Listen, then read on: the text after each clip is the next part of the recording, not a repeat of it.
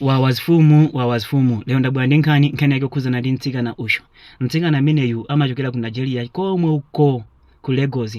Mtsikana ameneyu wapangidwa chipongwe chifukwa chakuti amafuna iPhone komanso amafuna life yonjoya pamene alibe kena kalikonse.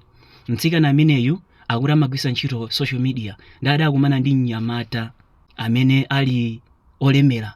Zosalira zake chibwenzi chinayambika. Nyamata uja amakhala ku Abuja, yeyu amakhala ku Lagos. Ndakuti mu nthawi imene ankapanga chibwenzi nyamata uja ankampangira china chilichonse koma mpasa ndrama kayapita ku shopu akaona dress yabwino, be dress imene ndayikuona ndifuna ndigulire, nyamata uja amapeka china chilichonse. Ndakuti tsiku lina nyamata uja adapanga chiganizo chakuti mtsikanayu apite akamuone.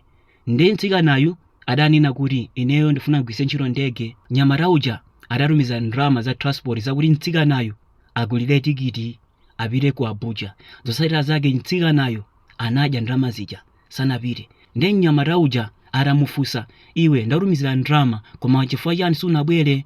Mtsikana uja adanena kuti foni imene ndikugwisa ntchito ndi Android, ndenso ndikufuna kuti ndibwere kumeneko ndi Android. Monga ukudziwa ndi zinthu zochititsa manyazi kuti ineyo nditenge Android mbwere kumeneko. Zosalira zake nyamata uja adanena kuti okay ndakumva, ndikufuna chani? Mtsikana uja adanena kuti ndikufuna foni ina.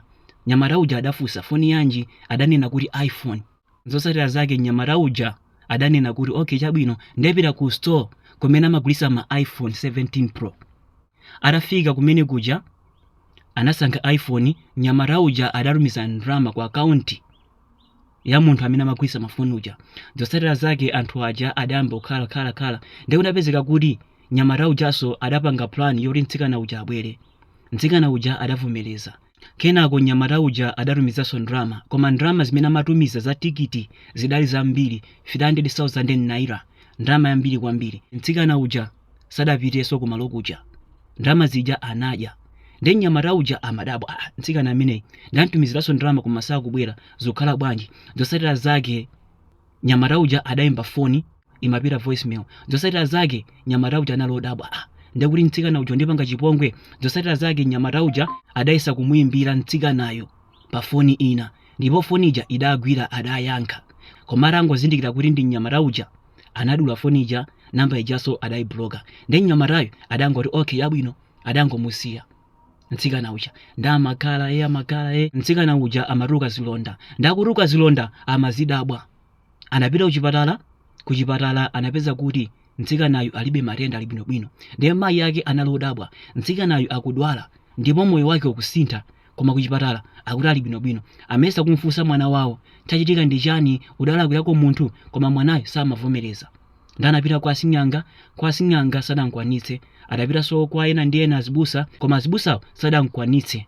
Ndiye padali mbusa mmodzi amene anankwanisa. Busa uja adanena kuti mtsikanayo akungona kukana, mtsikanayo anampanga chipongwe wina wake, ndipo ngati mukufuna zimene zikuti zithe apite kwa munthu amene anampanga chipongwe uja akampepese. Kenako mayi yake adambosakasaka munthu amene ndi ndani.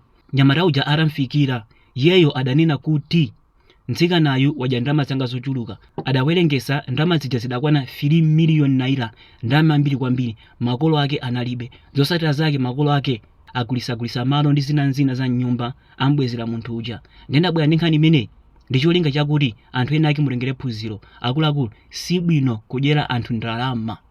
Kaya pa Facebook kaya kuti sibwino kudyera anthu ndalama, gezi lekani.